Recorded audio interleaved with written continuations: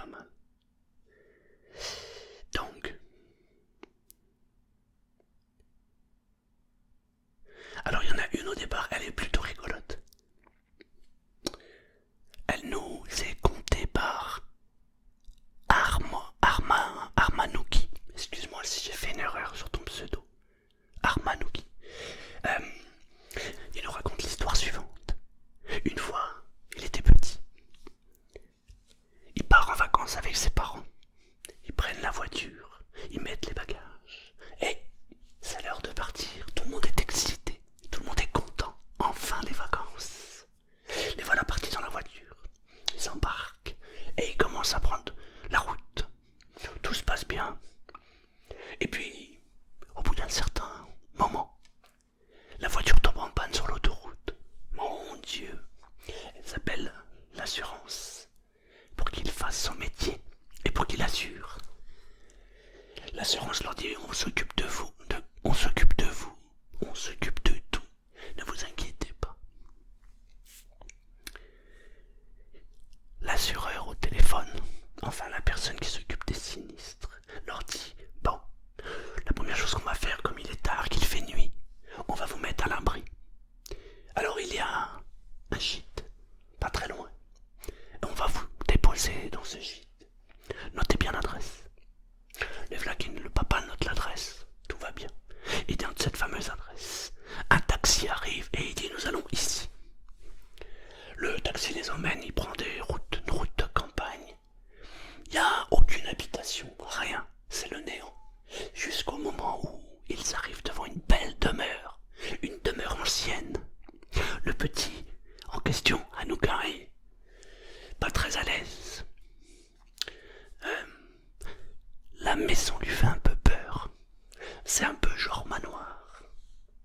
Le truc qui pourrait faire croire qu'on est dans une maison hantée.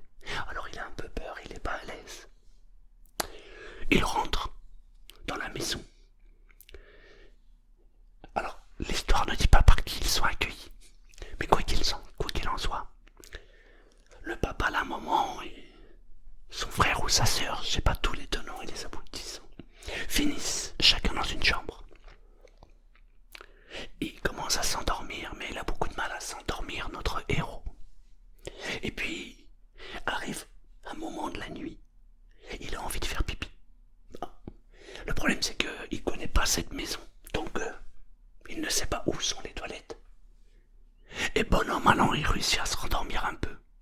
Et il se passe peut-être un quart d'heure, 20 minutes après qu'il se soit endormi. Son père et sa mère débarquent dans la chambre. Vite, vite, replie ta valise. On s'est trompé d'adresse. Ah, je te jure. On n'aura pas la suite. Mais j'ai trouvé ça super marrant. Bon, c'est pas la plus terrible, mais bon. Alors, on va vous en raconter une autre. Alors déjà, je vais vous en raconter une. On m'a raconté une histoire qui est à peu près similaire à une histoire que moi j'ai vécue. Il me semble que je vous l'ai déjà raconté pour les anciens de la chaîne. Mais en même temps, je vais quand même vous la raconter pour ceux qui viennent d'arriver et qui connaissaient pas mes histoires du début.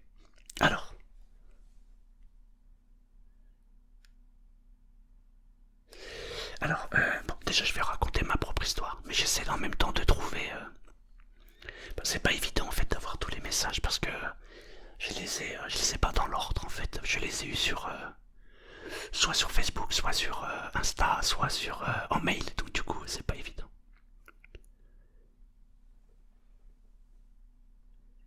Alors là, donc je vais vous raconter d'abord mon histoire.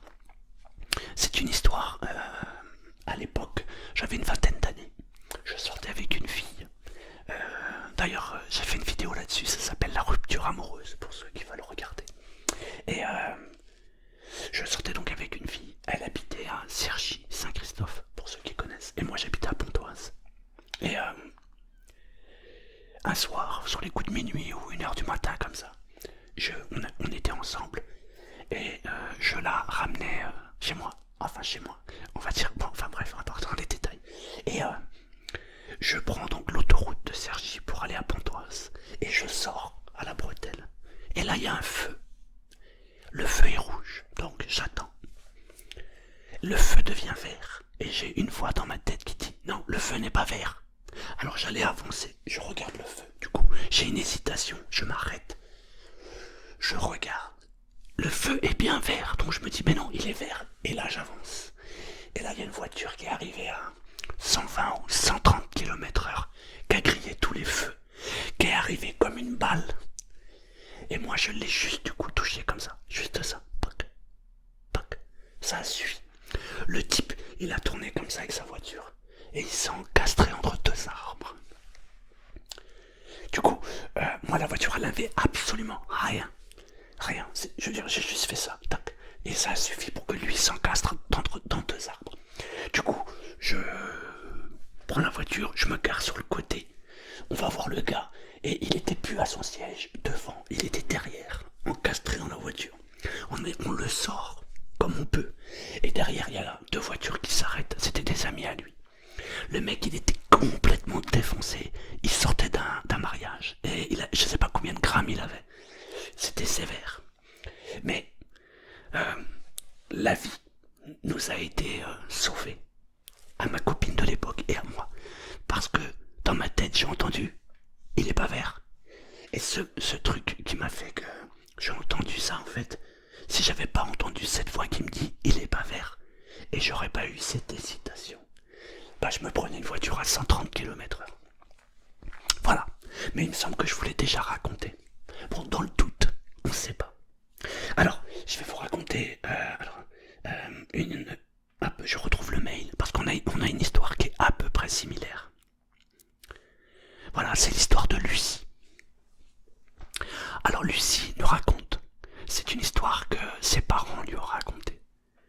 À cette époque, Lucie n'était pas née. Et ses parents, ils sont en voiture avec des amis. Ils conduisent normalement. Et il y a une bretelle d'autoroute aussi, je crois. Non, il y a un petit carrefour. Il s'arrête au carrefour. Le feu est rouge, donc il attend.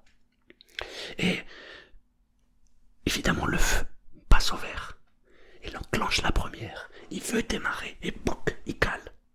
Merde, il cale. Qu'est-ce qui se passe?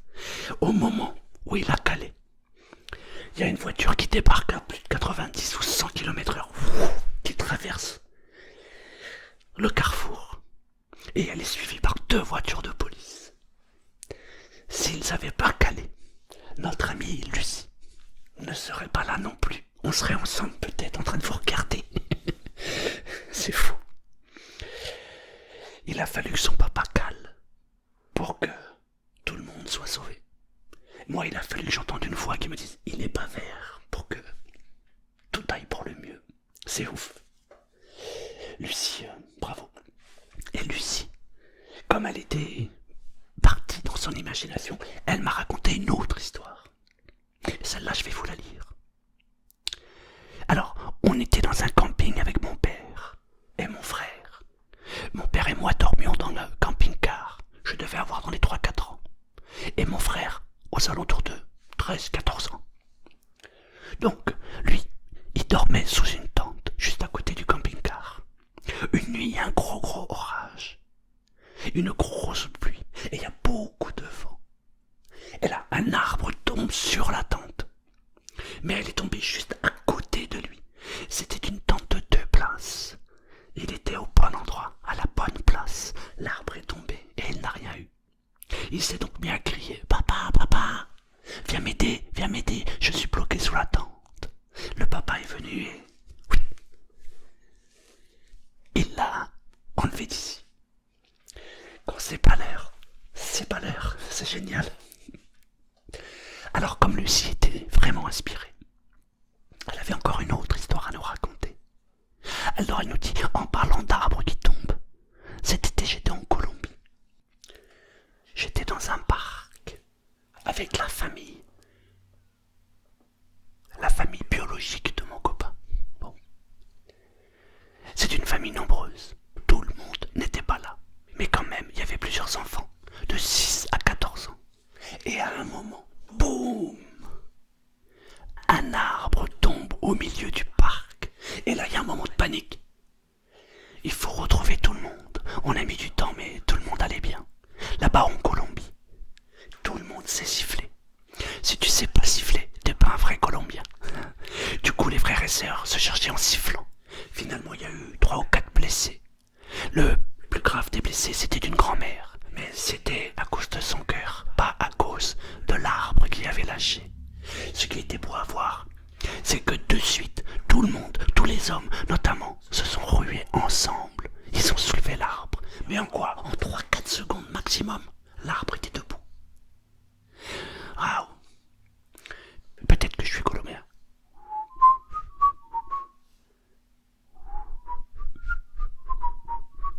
Je peux être colombien.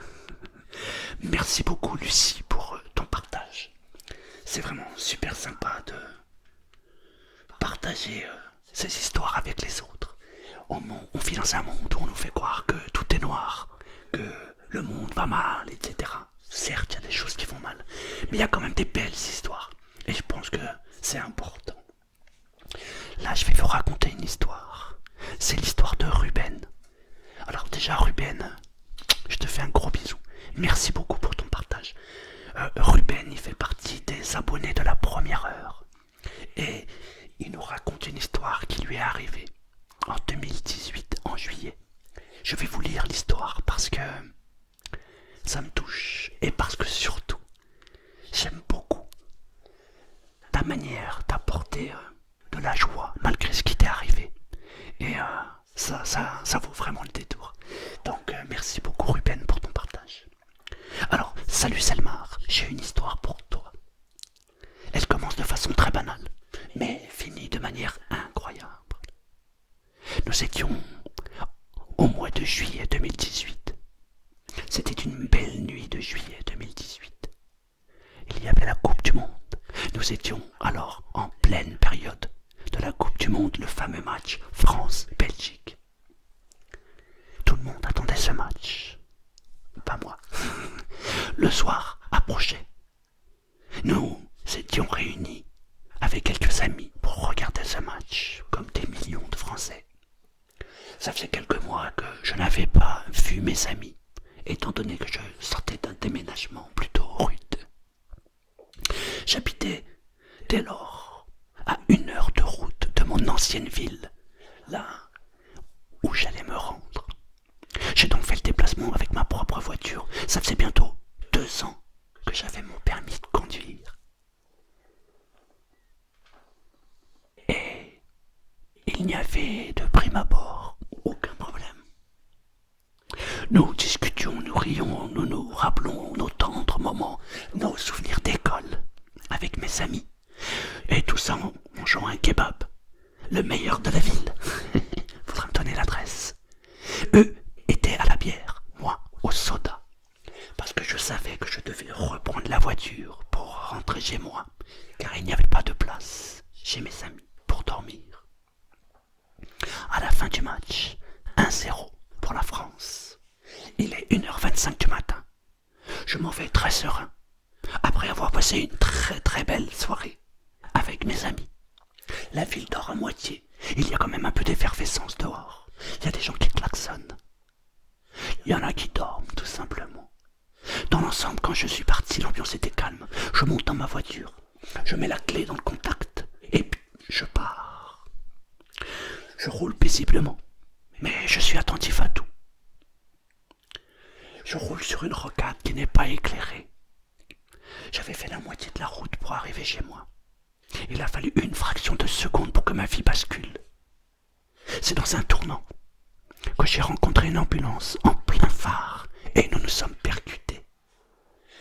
Fémur fracturé, poignet fracturé, 6 dents cassées, mâchoire fracturée, lèvres inférieures coupées en 3, traumatisme crânien, rate, poumon, foie sévèrement touché, provoquant un épanchement. Cet épanchement, combien même la gravité des autres blessures, était l'élément qui menaçait concrètement ma vie. C'est-à-dire qu'il pouvait provoquer une hémorragie interne à n'importe quel moment. Selmar, tu aimes les histoires magiques? Je sais pas si elle est magique, en tout cas, moi, je crois qu'elle l'est. Si Ruben, elle est magique ton histoire. Sur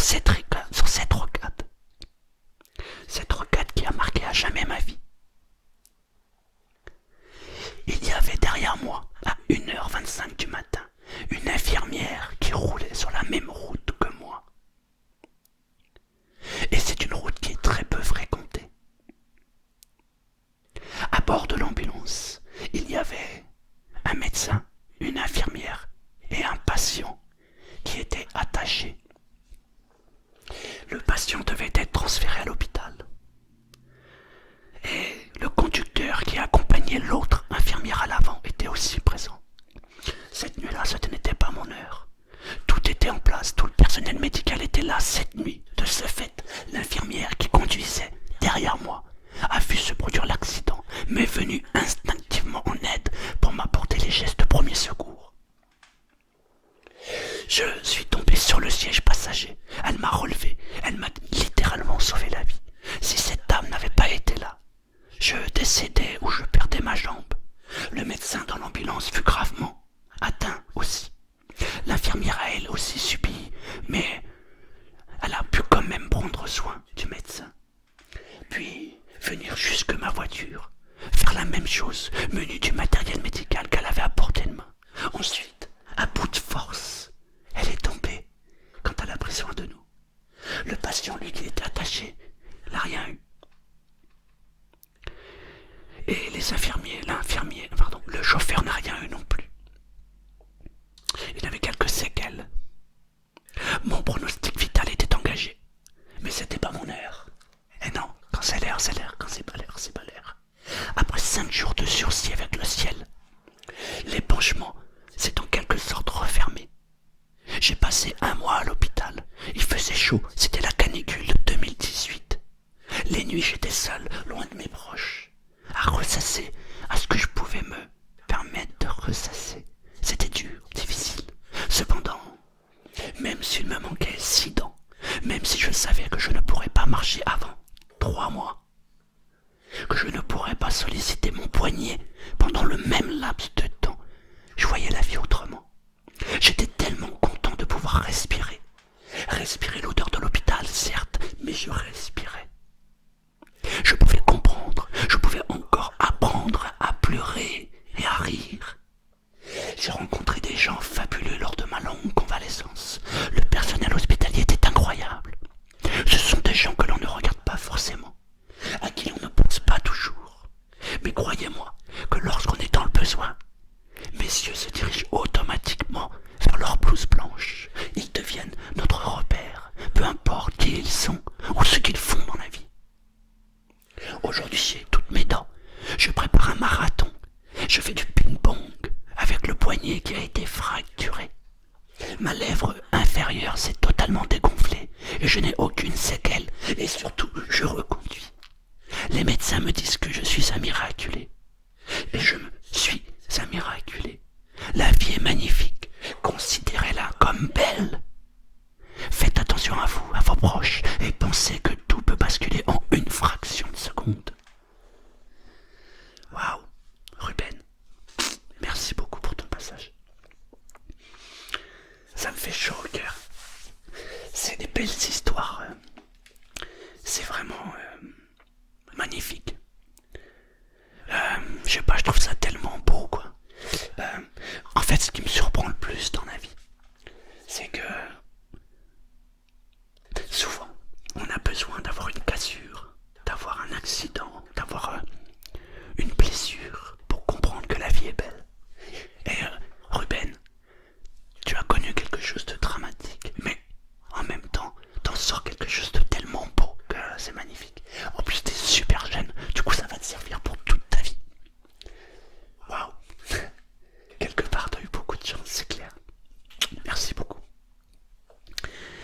Alors là, je vais vous raconter une histoire qui est juste incroyable. C'est le genre d'histoire que je kiffe parce qu'il y a un rêve dedans. Et moi, j'adore les rêves. Attention, c'est parti. Alors, c'est l'histoire de Megaël.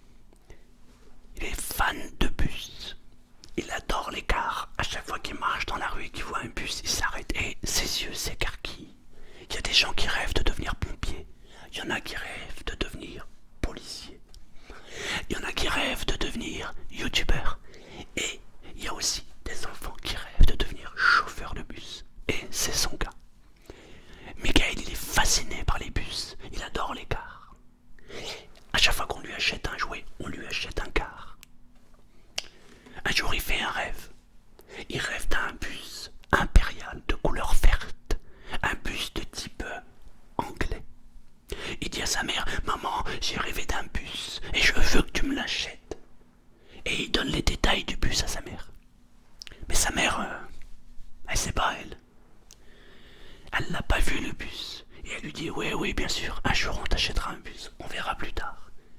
Et il est fasciné par ces bus. Il se passe quelques temps comme ça. Il se passe quelques mois. Et il est avec son frère, sa mère et lui. Il y a un arrêt de bus. Et devant cet arrêt de bus, ou derrière, il y a un magasin de jouets. Et dans la vitrine, il y a un bus vert, exactement le même qu'il a vu dans ses rêves. Maman, maman, maman, c'est le bus que je veux, c'est celui-là que je t'ai parlé. La maman lui dit, oui, on te l'achètera plus tard. Non, maman, je le veux. Et il fait un caprice à sa mère. Sa mère, évidemment, elle craque comme toutes les mamans. Elle le prend par la main, elle prend par la main son frère, il rentre dans le magasin et dit au vendeur, voilà monsieur, on veut ce bus. Le vendeur dit, oui, c'est au fond du magasin. Il les emmène au fond du magasin. Et au moment où ils arrivent au fond du magasin, boum! Un attentat suicide vient de se passer juste devant la boutique. Un kamikaze s'est fait exploser. La vitrine a littéralement explosé. Michael nous raconte que s'il n'avait pas été au fond du magasin, il n'aurait pas eu le plaisir de nous raconter cette histoire. C'est hallucinant. Quand c'est pas l'heure, c'est pas l'heure. Merci Michael pour nous avoir raconté ton histoire. Merci beaucoup. Je vais vous raconter une autre histoire. C'est l'histoire de Raphaël. Alors, ah non, celle-là, je viens de vous la raconter, pardon. Non, j'en ai plusieurs, c'est pour ça. Non, alors c'est qui? Je cherche. Ah bah j'ai pas son prénom, dommage. Bon, c'est pas grave.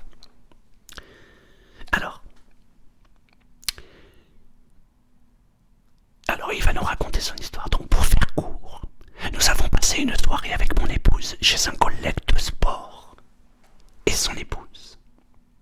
C'était à Lyon. À un moment donné, je vais aux toilettes. Et aux toilettes, il y a eu des photos. Et je regarde les photos. Et là, je bute sur une photo.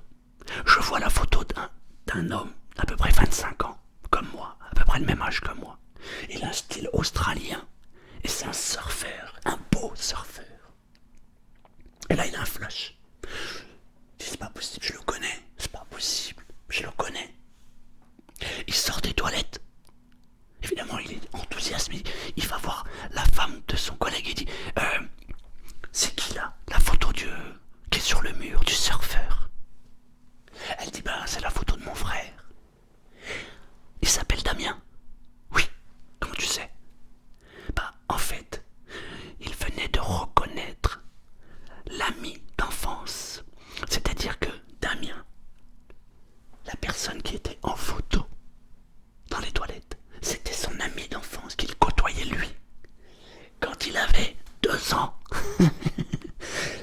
À l'époque, Damien, donc la sœur de la personne chez qui il était, enfin non, vous m'avez compris, c'était la sœur de la femme du collègue qui faisait du sport. Vous avez compris, hein, j'espère. Eh bien, c'était sa sœur en fait. Il passait des moments avec ses parents, lui, quand il avait 2 ans. Ils étaient amis d'enfance. Et il l'a retrouvé 25 ou 26 ans plus tard dans les toilettes. C'est incroyable. Ils se sont revus du coup. Je trouve ça juste incroyable. Des fois, il y a des histoires bizarres. Parce que, enfin, il avait 2 ans. Il avait 2 ans. Et il le revoit 25 ou 26 ans plus tard. Il le reconnaît instantanément. Moi, je pense qu'on est vraiment connectés. Il n'y a pas d'autre possibilité.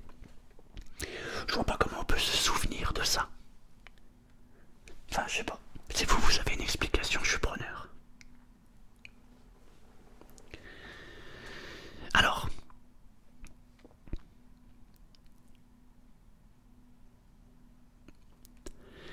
là, ça va être l'histoire de... Eh ben, j'ai pas son prénom. Bon, je vais essayer de trouver... Ah, Ludovic. Oui, Ludovic. Alors, Ludovic, il me raconte une histoire suivante. Alors, je connais ce genre d'histoire, j'en ai déjà entendu parler. C'est les histoires de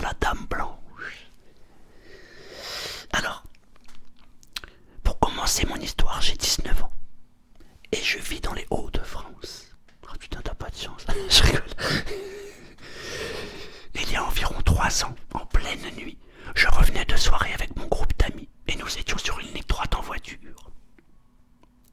Donc nous roulions et quelques mois auparavant, j'ai un ami à moi qui avait eu un accident sur cette route. Il avait vu une silhouette avant l'accident et il nous avait raconté.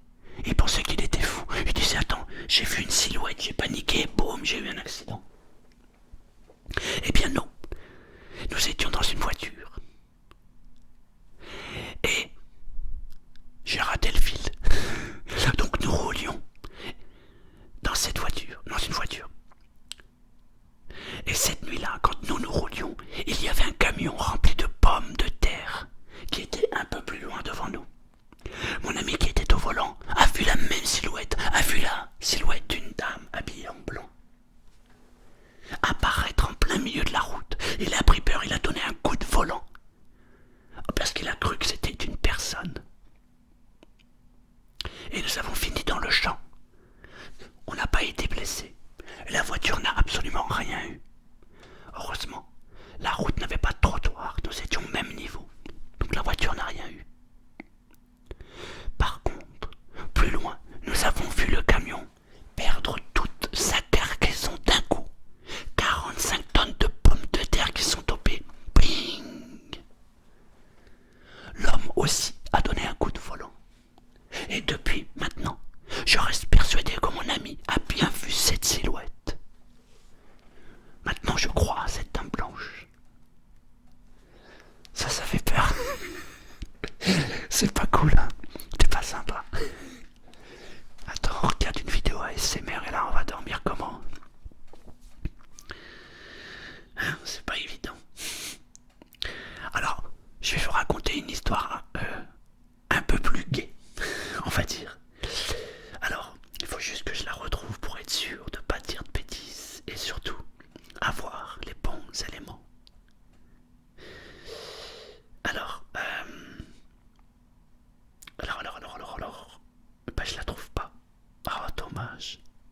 Bon, c'est pas grave, je vais vous la raconter de tête. Ça m'embête parce que du coup, je pourrais pas donner le prénom de la personne, mais c'est pas grave. C'est l'histoire de notre ami qui nous regarde d'ailleurs en ce moment et à qui je fais coucou. Qui fait un rêve. Il rêve qu'il doit aller en face de chez lui, gratter un ticket. Mais il aime pas jouer, il est plutôt cartésien, puis il croit pas trop ce genre de choses. Il fait un deuxième rêve, puis un troisième rêve. On lui dit, hey, va jouer, il y a un nouveau jeu qui vient de sortir, va jouer. Il se passe quelques temps comme ça, et puis un beau jour, au bout de 2-3 mois comme ça, il se décide à aller en face de chez lui. Parce que le tabac et la Française des Jeux se trouvent juste en face de chez lui. Et puis un jour, il sait pas pourquoi, mais il se dit tiens, je vais y aller. Il rentre dans le tabac et il dit bonjour, vous avez un nouveau jeu? Et le buraliste lui dit oui, bien sûr. Tenez, c'est celui-ci, il vient de sortir ce matin. Bah, je vais en prendre un. Il file 5 € au type, il prend son ticket, il prend une pièce, il gratte. Bing, 5000 €. Alors toi t'es un sacré vénard. Mais en fait tout le monde a de la chance. Mais toi, finesse, voilà, il a eu un rêve. Alors moi ce qui m'épate dans ton rêve, c'est que tu es arrivé plusieurs fois de la même chose. Mais tu as attendu un certain moment pour gagner. Donc ça me pose la question suivante. C'était écrit, c'est pas possible. Ça veut dire que toutes nos histoires, elles sont toutes écrites. Enfin, merci beaucoup de m'avoir raconté toutes vos histoires. Merci pour tous vos partages. J'ai adoré les histoires que vous m'avez racontées. Si vous en avez d'autres, envoyez-les moi. Je me ferai un plaisir de faire une vidéo sur ce sujet.